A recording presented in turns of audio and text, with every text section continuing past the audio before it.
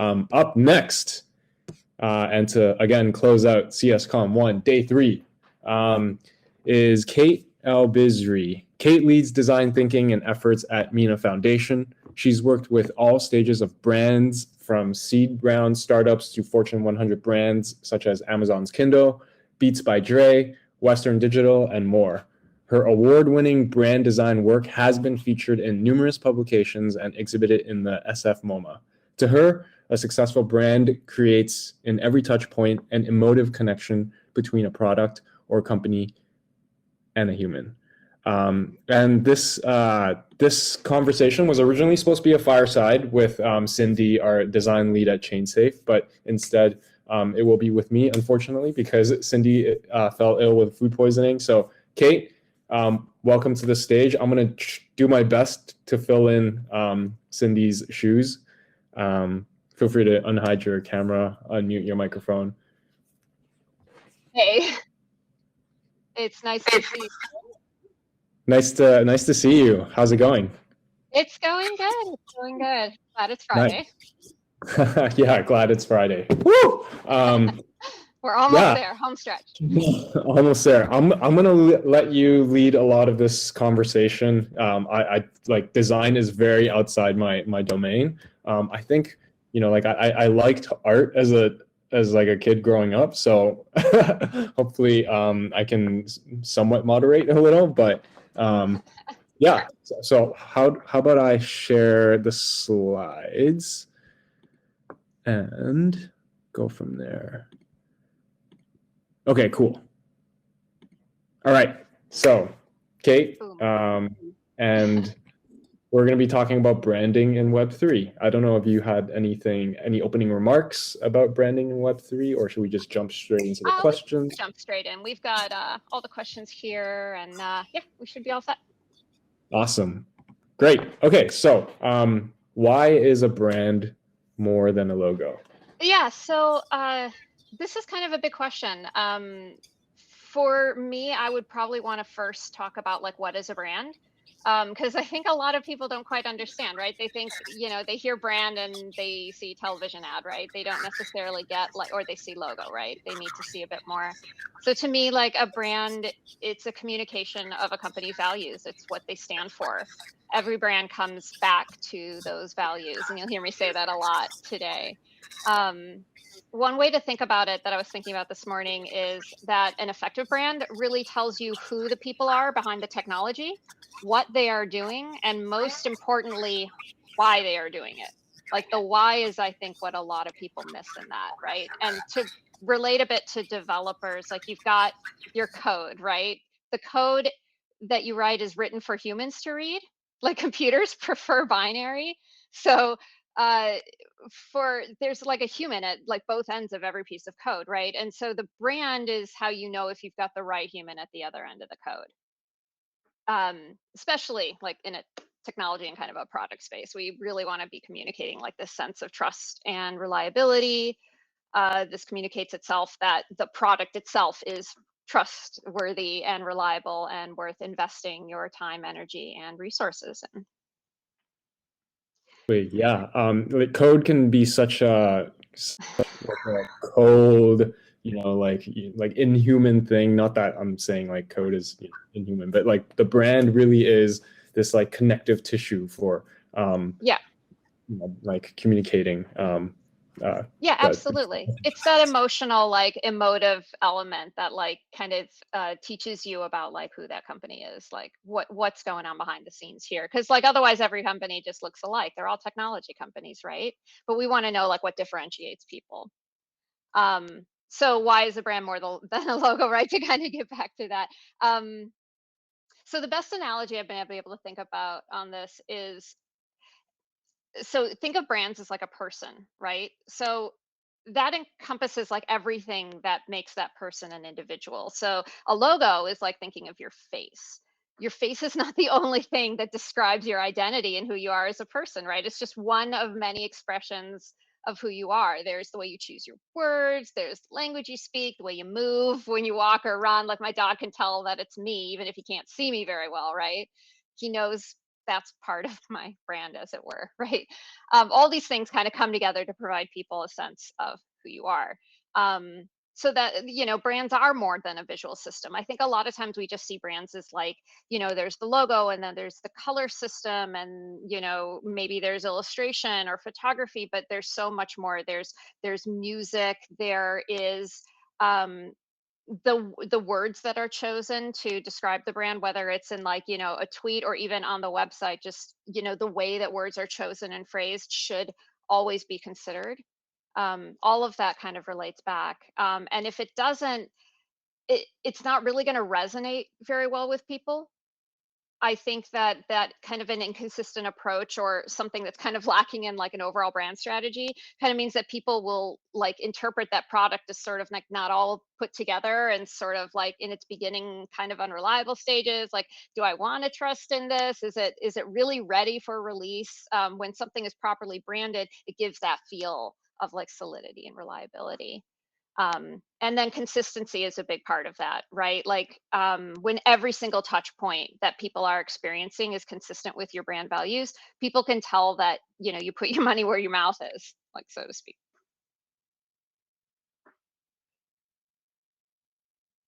Be interesting trying to between the slides and the screen, but Yeah. great. Should we move on to the next question?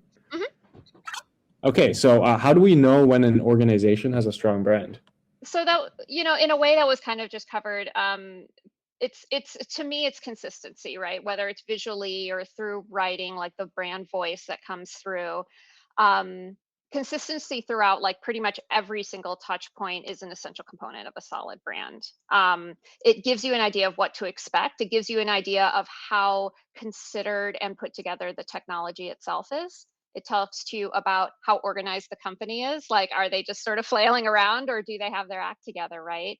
Um, so yeah, kind of back to that like personality kind of clothing analogy. Like, while we might like follow style trends through time, like I might, wear baggy pants one year and then the next year I'm in skinny jeans or what have you, right?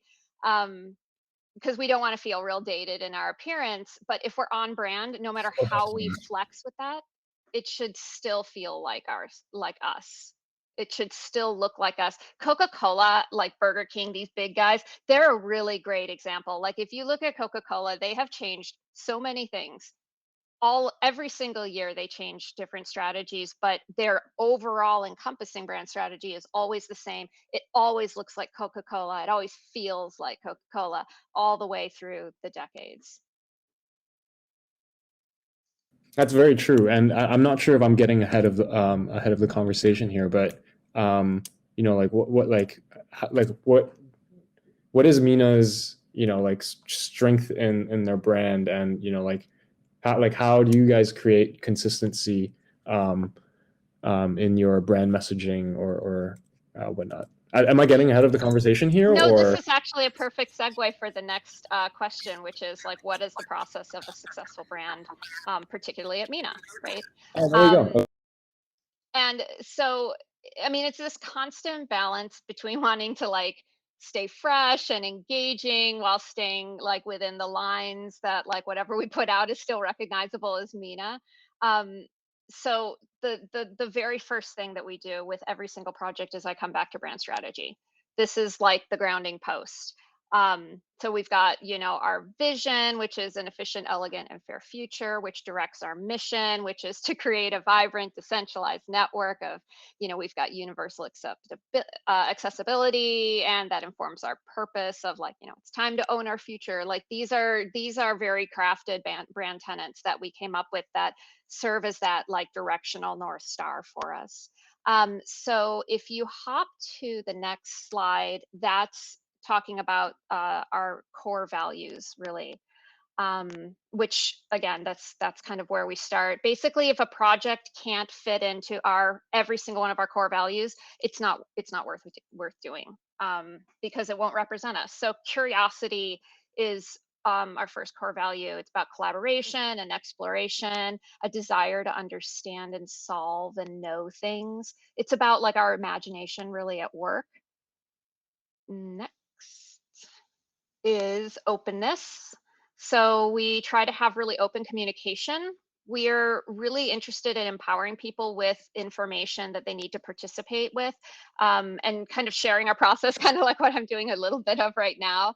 But the big thing that I've really loved about what we've owned about our brand strategy is owning our mistakes. I think every single tech company out there has made mistakes, every single one that I've seen. Nobody's perfect, but those that hide it are doing a disservice to not only themselves, but also to the people who are working with their product. I think that, I mean, bring this into Web3, if we're going to start like having everything decentralized and open sourcing things, like we have to be open and transparent about our process and about our mistakes so that we know how to fix them and avoid them in the future. Next one, we've got respect. This is a really, really big one for me at Mina Protocol. Respect for each other, equality, fairness. We take this all the way like into our internal ways of working as well. It just affects everything. It's this not just a commitment to decentralization, but an integrity, inclusivity, and accessibility. Mina Foundation is one of the most inclusive places I have ever worked in my life. We have people from every single walk of life. We are all over the globe. We, you know, we I absolutely love it. I'm used to design agencies where it's like mostly women and you know, a few men at the top kind of situations, and it's just consistent like that in every agency. And this is just so refreshing, and our community really reflects that as well. We're all over the globe. We've got incredible representation. Yeah, I think that's really special about Mina. And finally, excellence, like, right? Like this is technology, right? This is what this is what we all want to see, is like creating these elegant solutions with sophisticated technology, technical beauty that is really dependable and inventive. I really like a lot of our brand elements kind of conveying this. So we've got this really human side, as you were seeing in some of the photographs I shared in these slides. Um, this real humanness to us, because that's really, really important to Mina. If you bring back to those core values. But then there's also like the technical excellence that we're talking about with our technology and our protocol. And so you'll see a nice balance of those whenever you look at the Mina brand. So after that, before I jump into this next one, as far as process, you know, everything's coming from strategy, absolutely everything. Otherwise, it's just ephemera, right? We've kind of discussed that. And after that, it's kind of game on. I have like this sliding scale in my head from like, you know, because I've mentioned like this super fun, engaging kind of human side, and then this more technically elegant, sophisticated side. I've got this sort of sliding scale in my head for each project. Like, where do we kind of want to lean towards? Where do we want to push? So where a deliverable lands all depends upon our project briefs. We're really, really big about project briefs, having marketing goals and audience and all of that. And then for design, it's developing the story. I mean, even if it's a simple Twitter card, there always is some kind of story behind it that helps craft the messaging, that helps craft which visuals you choose, because there's so many at our disposal, right? If you don't know the story, you won't make the good decisions that will reach your customers or people interacting with your product or building on your blockchain or what have you, right? I had this, it's funny, I had in my very first design job, I had this creative director who told me that absolutely everything I touch should feel designed, even if it's like a note on a post-it scribble. And you know, it's a little extreme and a little nuts, but I I feel like this kind of embodies that excellence value for design. Is like I really feel like by taking every detail into consideration with a from a branding perspective, I know that that the people working on our protocol are doing that. I know that they are trying to think of every single detail and every single possible user experience and how can they optimize for those things. If I'm not reflecting that in my branding, I'm doing them a disservice. So branding, super, super, super important, right? Uh, yeah. So I guess, yeah, we could move on to a couple other examples of effective brands in the blockchain. Obviously, I feel like Mina is the most effective brand in blockchain, but that's because I'm very, very biased. Um, but you know, I was thinking about this. Cindy wanted me to share a couple options. I chose a couple here for different reasons. Um, And I want to be clear that by successful, I mean effective. By effective, I mean addressing what their audience wants, not necessarily, getting the most attention, although you'll see that in a minute. So here we've got Cardano, right? Cardano, everybody knows who Cardano is. They've got this sort of blockchain for all angle, and they push that really visually with this metaphor of a circle, which you can see form their logo, all these different circles branching out. They've got sub logos that use that circle element. Their icons use that element. Their buttons have a rounded corner to them. Their little indicators of a headline have a little circle above them. These are the kinds of little details that brand considers that further that message. They may not be noticeable right away, but that level of consistency just keeps in the back of people's head. They just keep remembering there is a softness to Cardano. There is a wholeness to Cardano. The other interesting thing I loved about Cardano is that they've got photography, and not a lot of brands are doing that. I mean, we are, of course, right? And I'm excited about that. But I like that when you look at Cardano's photography, because I'm in branding, I recognize it as there's a bunch of stock photography there. Nothing wrong with stock photography. What I love is they've made it their own. That is well branded to me. That is an effective brand. They're trying to reach out more towards developers who aren't really looking for the flashy, trendy new thing. It seems like they're trying to reach out to people looking for something that works. So that's what a consistent message tells me, is that their tech is consistent. Now, I'm not a developer, so I can't really speak to that for sure. But but that's what I see in Cardano when I look at their brand. So next, we have the famous Solana. So what is interesting about Solana is it's such a different audience, right? To me, I've been following Solana for a while, since I just started in the blockchain space. So I've seen their brand develop a bit. Their messaging is to me, all about fun. And it's been all about fun for a really long time. But what they've really done lately with their current visual system is they have amplified that in a really big way. They're big and they're bold and they're loud and they're screaming, guys, we are not in the background anymore. We are here. And we've all seen that, like, Solana's presence has really accelerated in the last, 6 to 12 months or so. They're really pushing the edges of design trendiness with like 3D illustration and big flashy videos and graphics and stuff. They're looking, to me, their audience is the people looking for the newest thing, the hype train, like they're looking for the flash and the excitement. And that's what Solana wants to bring. It's not that it's better or worse than Cardano, and I want to be really clear on that. It's different. It's just a different type of audience they're trying to reach, and that's why I find that they're successful. It's also, yeah, they can also like appeal to that audience too, due to they've got a pretty big marketing and design department at this point. So like they're clearly investing in that, right? And that just kind of goes to show, like, when you invest in your brand, this is the kind of result that you can get. It's consistent, it's bold, and it's addressing its audience very, very clearly. So yeah. Yeah, potential risks for open sourcing a brand.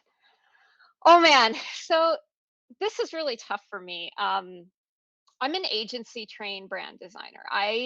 Am not, I am new to blockchain. This is my first blockchain job. And so the idea of open sourcing a brand freaks me out, sends me on a full anxiety attack, because I've created a lot of brands that I have then handed off to clients and seen them, like, we have a good brand strategy, right? Here's how you make these decisions. Here's what you want to do with the logo. Here's how you want to handle these other elements. And the clients forget the brand strategy and just sort of do what they want. And they dilute that brand message. And then their company starts to fall apart and they don't know why. And there may be other reasons for that. But to me, from my perspective, if I see that trajectory, I get that brand was a big part of that and not honoring that brand. So I've got a little worry in the back of my head that, like, maybe this is what's going to happen when you hand over full design assets to non-designers. And, I think with open source, you kind of have to accept that non-designers will be in play. So yeah, I'm noticing from like different community members, not just with Mina, but following different levels of community in this space.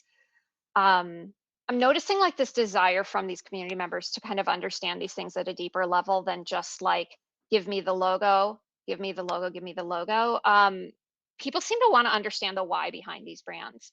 And I think that just giving people some education of the brand strategy and kind of teaching them like about brand guardrails, not like how they're meant to chain you, they're meant to ground you. So like this whole like, don't use our logo this way is one thing, but teaching people why not to use the logo that way, like how using a logo improperly will not help their product be successful. I think that's the kind of level of education that we're looking for. You know, if you know where everything stems from, it's just a lot easier, I think, to make good design and brand decisions. Um, yeah, kind of getting back to or getting to Web3.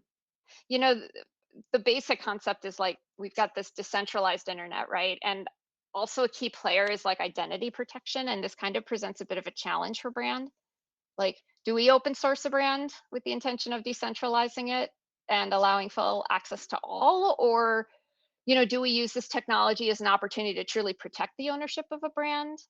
um, it's about ownership given back to the people. Like, I wonder how open source design teams will evolve to adopt the same philosophy, even if doing so could protect fraud. Like, I guess only time will tell. I don't really have any answers for this stuff. I mostly like have a million questions. Like, do we transfer ownership of the brand over to the community so open source is kind of managed by the whole? I'm not sure how that would work as community members change and grow.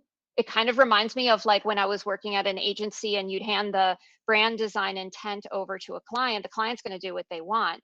If we educate the client on the brand values, about the brand strategy, about how to use the brand, how to maintain the brand, they, you know, we're essentially handing it over to a different kind of community. It's just a company, right? They still manage sometimes to maintain that brand. So I guess how would that brand be regulated in guidelines? I wonder things like would there have to be like a set of community members or something on a team to like, you know, be the brand champions and like not really police people, but at the same time be like, hey, this is kind of more in line with our brand values. Maybe do this, maybe do that. One thing we do with Mina is on our Discord, when you sign up, like at the very, very top of it, we've got, you know, we're asking people to abide by our brand values. Before, it's not even about showing any visuals. It's like, we abide by curiosity, openness, respect, excellence. We expect you guys to do the same, treat each other well, follow these guidelines, etc. Um, yeah, I don't know. I don't know if we have to start seeing our communities as like the client and us as the agency. I don't know if that's the solution.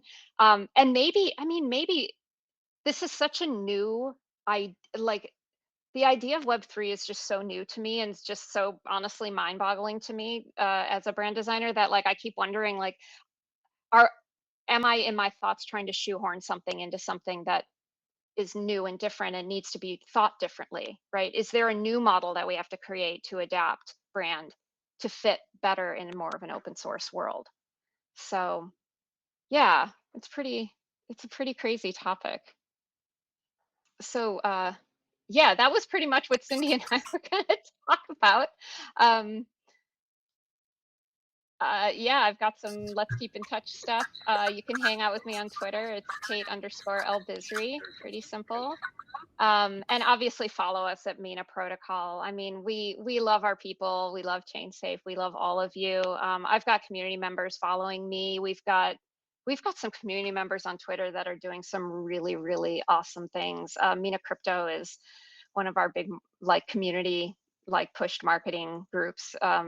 They're just announcing everything. I put my Discord on here. I am on Discord. I have to admit, I don't always check Discord. I intend to, but sometimes I just get really busy. Our design department right now is a design department of one. And so basically, yeah, it's a lot, but we're getting it together. I feel you on that. Cindy for a long time was a design department of one as well, so I'm sure she can relate. What are some examples of open source brands? Like I've never heard of that concept before. I know like Polkadot is trying to like decentralize the governance of their branding, but like Yeah. it's a very very novel new concept to me. I'd love to hear more about it. Well, to a certain degree, you know, Tezos and Near are. If you go to their branding sections on their site, like they basically have released like everything about all brand elements and things like that. There's not a ton of brand strategy up there on those, but that's okay. It's more, I think what they're trying to do is allow people to affiliate as much as possible with their brand. And so to me, that's, you know, open source. But the big one really is Ethereum. Like they've released everything. They've got custom illustrations they've had made in their colors that they put on their website and you can use. They're kind of like the OG, right? Like it's kind of crazy. And yeah, it's amazing. I'm really impressed with how the remained with Ethereum despite releasing absolutely everything at, you know, all the time. Like that floors me. That's the dream, I think. Yeah, yeah, absolutely. I guess Ethereum can be considered an open source brand. Yeah, the consistency for the Ethereum brand is definitely pretty impressive. And when people build on top of the Ethereum brand, you know, it's stunning almost how like consistent it is across all these different, you know, like ecosystem partners and companies, and you know like everyone's like rainbows and unicorns on Yeah. Ethereum. And I feel like a big part of that is they're like, you know, they were the you know, the first, like they were the first big, like, you know, chain protocol kind of situation. So like I feel like there's like this grandfathered in respect and an appreciation for the technology that like nobody wants to mess with it. And I think that's cool. I think that's cool. Um my dream as a brand designer is that everybody treats all brands that way one day. Like, An all dream, but yeah, like in general open source branding sounds stressful as like it just yeah, sounds like incredibly it hard. Like does. couldn't like, you know, like if you're like decentralizing the governance of your brand, like couldn't just like a malicious group of people just vote and then suddenly like your brand is now, instead of unicorns, it's alligators or something. I don't I don't know. Yeah, It just no, this is a potential risk, right? And you know, if something should change like that, what does that mean? Like, does that, I think, does that then give the idea that like the protocol's changed? You know, the technology has changed. Like that's what people will think when they see a big major change like that. And I think it, I mean, like I said, I think it really has to come down to education. If you teach people why maintaining a brand's consistency is important, if you teach people that changing a brand will tell everybody else that your tech has changed, I mean, I think they will not be very motivated to change it. Um, but that education has to happen. Like, as you know, even as a designer, it takes years to kind of really solidify this. Like we get it taught, and then there's always like, you know, a few years down the road, we're like, oh yeah, but I mean, what I really want to change it. Like, what if I just changed it? And you convince a client to change it, and then everything like plummets. That's just not helpful for anyone. The big brand changes that you see, like when you see a huge difference, it's always because well, from what I've seen, it's always because the company's failing somehow and they have to pivot. You don't want to tell people that you're pivoting if you can help it. So yeah. cool. And it looks like we have a bunch of questions, which is Oh great. wow. Let's see. Yeah. So why don't we jump over into questions? And apparently I front ran some of these questions. Sorry, Jimmy. But we'll go with the first one from Yeah, Anonymous. I don't know if I can answer all of these. I'll try. Again, like full caveat is like the Web3 world is like a really new world to me. I got into the blockchain space last year. So all of this is really new, so apologies to everybody who knows all the things. I hope I can answer these as best as I can. What are the challenges of establishing brand trust for a trustless system? I mean, that is the I mean, how do you establish trust for a trustless system? You educate people on brand values and the importance of why that brand, why maintaining a brand, a trust in a brand is there, right? The brand trust is a trust in the product. It's connecting the humans to the humans. So the trustless system is kind of about something different. It's more about like governance. So I feel like the maintaining the brand trust is a little bit separate. I hope that is helpful. Okay, next from Jimmy Yeah. Johnson. Or upvotes. How?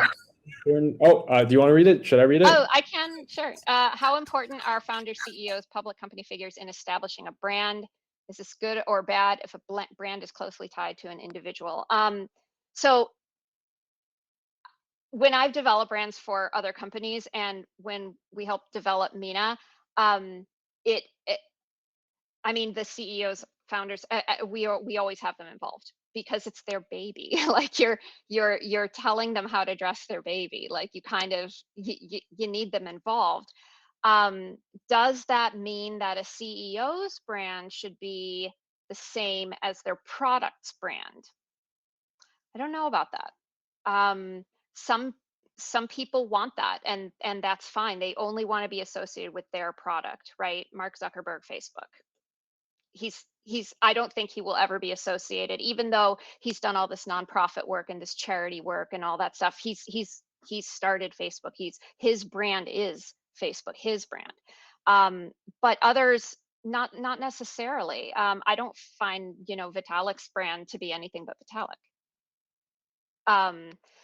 Then there's the mix. Like yeah, there I've seen places where like they kind of have their own, the CEO might have like their own personality come into their brand, but like it's got touches and elements of the product that they work with to kind of send that message that yes, I stand for these values. It's not just my company, it's not just my technology, but it's me. I stand for these values, but I'm also my own individual person. So while I might share some values here and I might share some visual identity here, I also bring my own stuff to the plate.